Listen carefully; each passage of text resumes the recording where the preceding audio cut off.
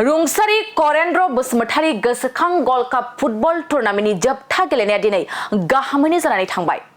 अदालगुरि जिल्ला मासबाद बियाबनि सिङाव थानाय दियाबारि गल्डेन युथ क्लाबा दियाबारि गामिनि गेलेग्रा फोथाराव रुंसारि करेन्द्र बसुमतारी गोसोखां गल्ड काप फुटबल टुर्नामेन्टखौ खुंफुंदोंमोन।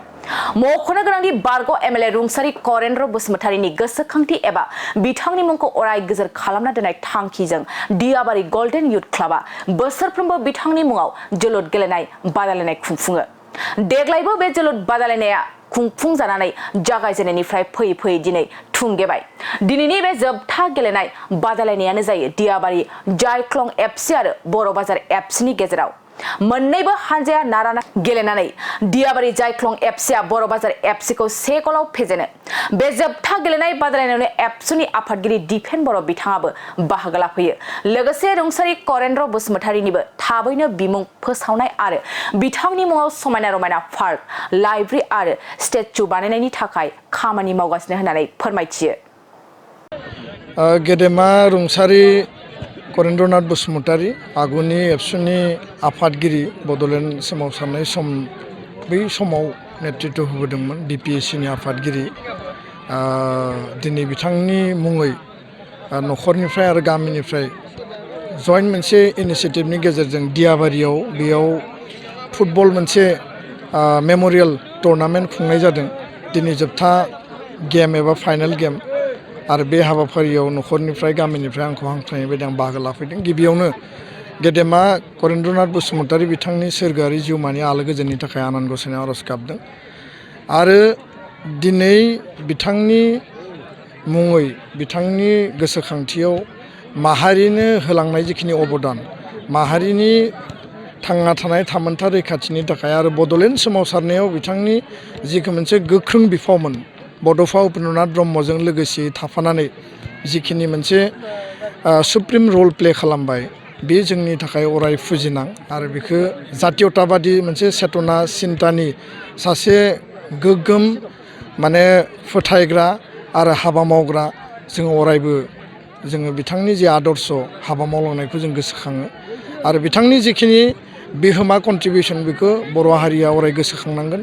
समाजाव इयुन जोलैनो जोङो अरायबो जोङो थिनानै गालांनांगोन। दुलाराय बर' फरायसा आफादा दिनै बिथांनि थैनाया 1 बोसोर जालांबाय आरो थांनाय बोसोराव जोङो खोब मेहेरगोनाङै बिथांनि थैनाय सान बा रुंसारि जि मोनसे हाबा माने सारादु दंमोन, बे सारादुखौ जों खुंफुंदों। बिथांनि मुङै मोनसे मोजां बिमुं होनांगौ दङ आरो लोगोसेनो समायना रमायना मोनसे पार्क, लाइब्रेरि बा स्टेचु बानायनानै जुगामि मोनसे बिथांनि गोसोखांथियाव बानायनांगौ जिखिनि हाबाफारिफोर दङ, बिनि सायाव जोङो जेब्लाबो खामानि मावगासिनो दङ। बिटिआरनि चिफ प्रमद बर' बिथाङाबो बे बिथिङाव गावनो मोनसे बे हाबाफारिखौ मावफुंनायनि थाखाय खोथा होनानै गालांदों। दा बेखायनो उननि समाव जोङो आद्रा थानाय हाबाफारिखौ मावनांगोन।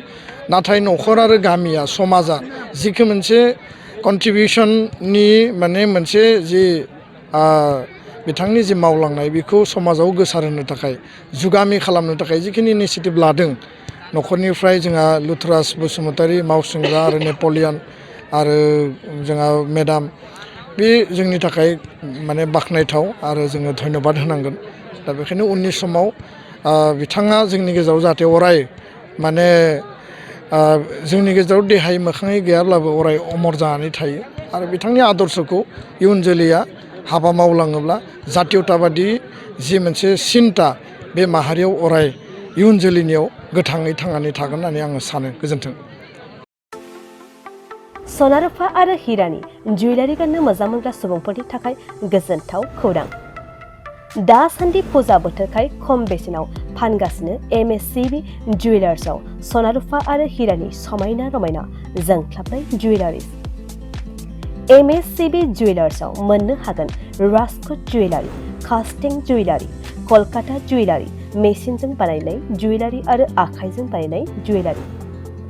लोगोसेनो हाबा हुखायाव गाननो थाखाय सना आरो हिरानि समायना जुवेलारिसफोरखौबो मोननो हागोन।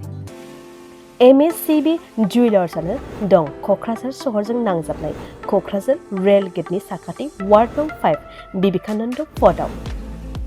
MSCB Jewelersजों थोंजोङै जगाजग खालामनोबो हागोन 9954273079 जानबुं अनजिमायाव।